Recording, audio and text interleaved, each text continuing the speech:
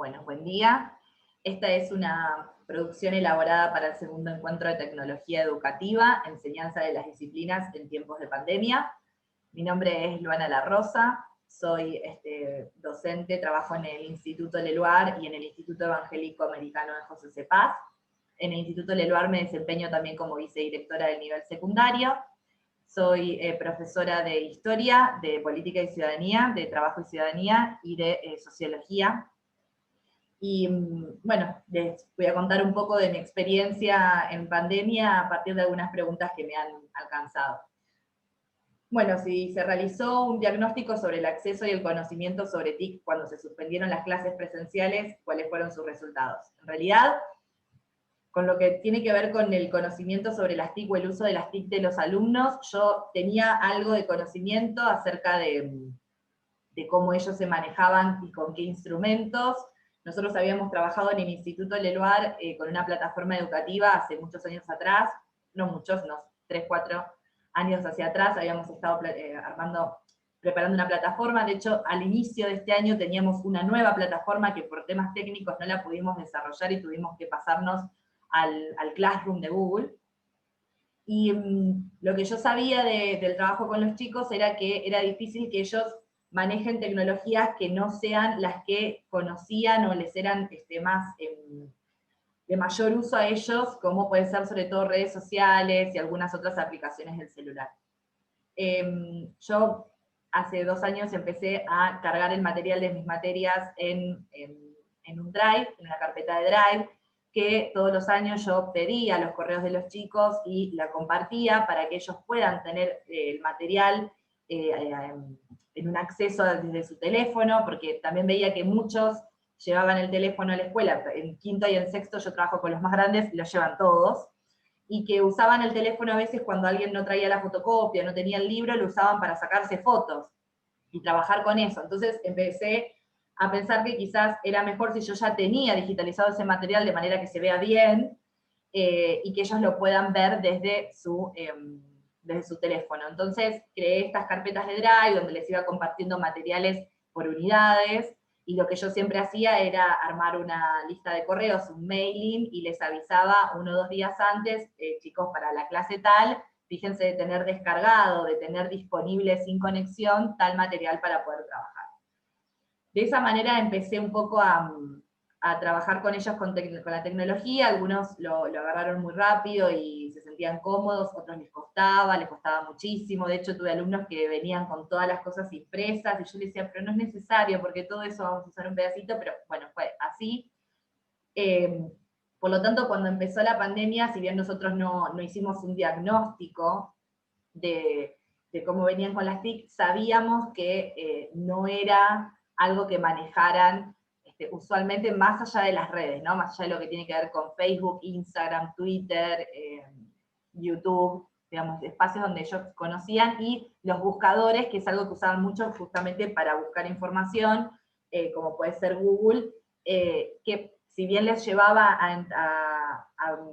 páginas como las de Wikipedia, no necesariamente sabían cómo explorar Wikipedia, sino que eran ávidos de usar el buscador y de abrir las páginas sin ningún tipo de criterio. Eso lo habíamos empezado a trabajar, pero bueno, estábamos en ese camino. Así que esa era la información que yo tenía de estos últimos años de haber trabajado, y un poco cuando empezó la pandemia lo que sucedió es que muchos de los chicos se encontraron con la necesidad de tener que poder realmente usar su correo electrónico y realmente usar esa vía de comunicación y recibir notificaciones por ahí, incorporarse a una plataforma como Classroom, que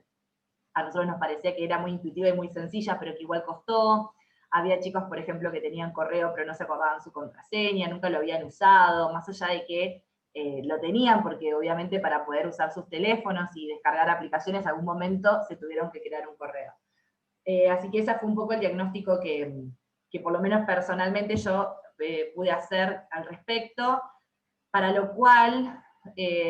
como vicedirectora y con la experiencia que tenía de profe, me dediqué los primeros meses no solamente a responder prácticamente alrededor de 16 horas al día, correos electrónicos y mensajes de texto y mensajes de WhatsApp de familias pidiendo ayuda para poder acceder a un correo, para ver cosas que son detalles que uno va aprendiendo con el uso, pero que la urgencia de la pandemia los hacía ponerse muy nerviosos y frustrarse, pero que en realidad eran cosas muy sencillas de resolver, por ahí un correo que se había ido a no deseado, un botón de Classroom que no habían terminado de apretar. Entonces, los primeros meses, por lo menos todo lo que fue marzo y abril, estuve muy dedicada a responder muchas preguntas que tienen que ver básicamente con el uso de esos espacios, y creé varios tutoriales que fui compartiendo con familias, con docentes y con alumnos, cómo usar Classroom, cómo utilizar la plataforma Zoom para los docentes, es decir, qué funcionalidades tenía, de qué manera podía compartir pantalla, grabar, etcétera. Cómo subir videos a YouTube y hacerlo de un modo en el que no sea del todo privado, pero tampoco que sea del todo público. Entonces ahí la opción del no listado, o lo que antes se llamaba oculto, fue una opción. Exploramos también la posibilidad de hacer algunas cosas en vivo, de usar los vivos de YouTube o los vivos de Facebook, pero esto en principio nos parecía que podía ser interesante, pero nos costaba mucho porque la dinámica de poder preguntar era todo por escrito, en los chats y demás. Bueno, YouTube además tiene una política de necesidad de tener cierta cantidad de suscriptores para poder hacer emisiones en vivo, entonces las fuimos desestimando y trabajamos fundamentalmente con aprender a usar bien Zoom y Meet como plataformas de videollamada. Entonces hubo tutoriales de ese estilo, y la verdad que me tuve que también un poco ayornar a aprender a usar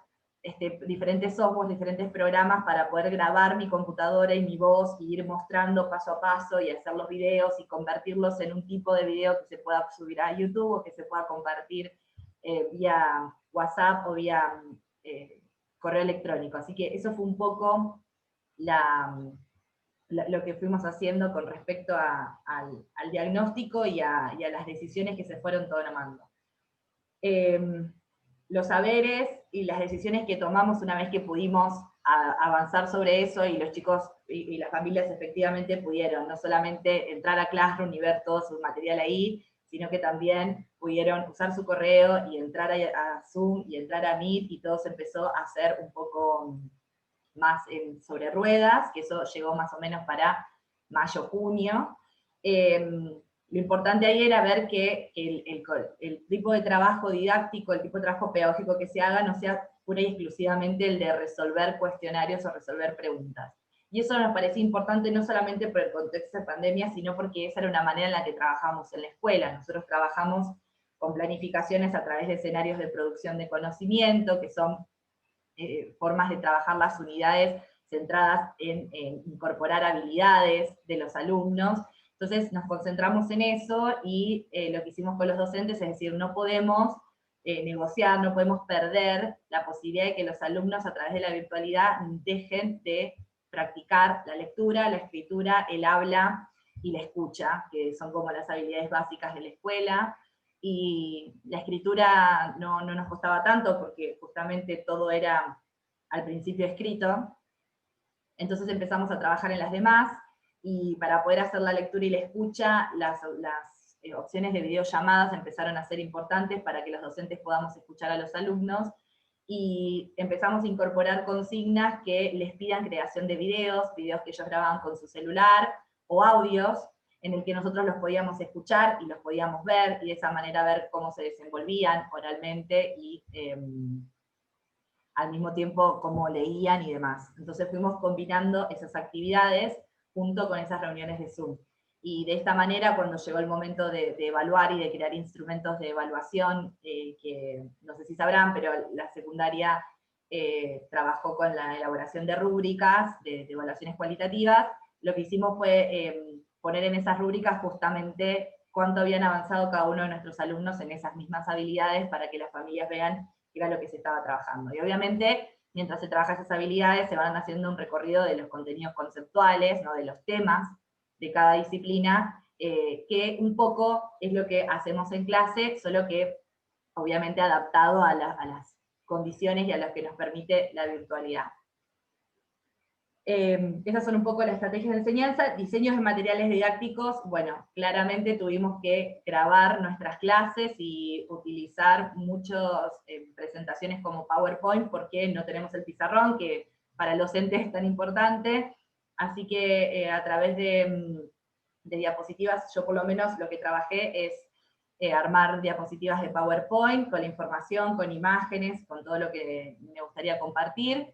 A partir de esas diapositivas pensaba una clase que grababa a través de la plataforma Zoom, más o menos de media hora. En esas clases a veces, además de la diapositiva, agregaba algún fragmento de algún video que iba comentando a medida que le iba explicando. Eso lo subía al Classroom de los estudiantes y dejaba tiempo por una semana para que ellos lo puedan ver. Y después nos encontrábamos a través de un encuentro sincrónico en Zoom para poder hablar sobre eso que habían visto, si habían quedado dudas, si había algo que quizás había que retomar o que no había quedado muy claro. Esos videos yo los subí a YouTube, a mi propio canal que se me creó con mi correo, en una lista que le tengo armada que se llama Videoclases, y lo que hacía era compartirles el link. Descubrí que eso era más efectivo porque a veces cuando lo subía directamente y se creaba un link de Drive,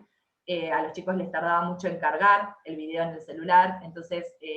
probamos con YouTube, y YouTube, como es una plataforma de videos, siempre cargó más rápido, así que opté por esa opción. Y cuando ellos tuvieron que entregarme videos, les mandé el tutorial para que hagan lo mismo, así que ellos me mandaban los links. De esa manera era más sencillo que pueda moverse esa información a través de esa plataforma que es YouTube, que es una plataforma de videos. Y después, por otro lado, las estrategias de lo que las actividades que hicieron ellas, lo que les comentaba, ¿no? Videos y ejercicios escritos, y los materiales, algunos fueron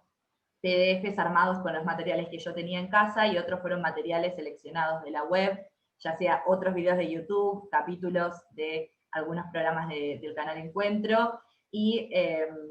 algunos materiales que circulan en la web, que ya habíamos usado en otros años y otros que fuimos descubriendo. Los desafíos principales fueron, bueno, básicamente la imposibilidad de poder hacer un trabajo con los alumnos en donde uno pueda ir explicando y apoyando de una manera más inmediata, que es lo que permite el aula, y la virtualidad no. Así que el gran desafío fue tener que estar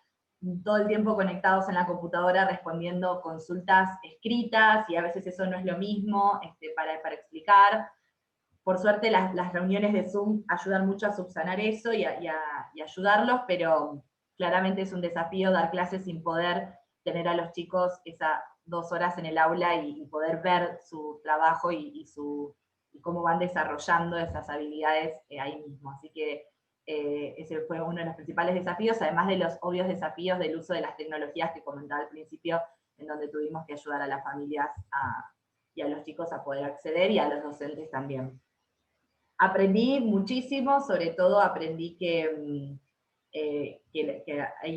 cuando hay voluntad hay posibilidad de aprender, que los chicos cuando se acercan al material lo hacen con responsabilidad, escuchan, leen, cuando estoy dando clases son muy respetuosos, a pesar de que yo no les puedo ver las caras, pues tienen sus cámaras apagadas.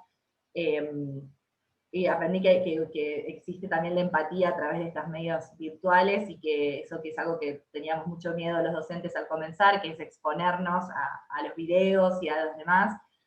Por suerte los alumnos han sido muy, muy generosos y muy empáticos en eso. Y también aprendí muchísimo acerca del uso de diferentes plataformas y diferentes programas para poder desarrollar. Otros ya tenía conocimiento y los pude usar por primera vez como creadora de contenido, y con otros los aprendí por primera vez. Y bueno, me llevo este año una capacidad para armar tutoriales, para armar clases grabadas, para subir videos a YouTube, y algunas cosas más que fui aprendiendo en el uso del Classroom y de otras cosas que los docentes nos fuimos compartiendo, y que me parece que ya no se van a ir, y que son una buena herramienta para mantener también otro contacto con los estudiantes. Espero que haya sido de utilidad, y les mando un beso grande. Hasta luego.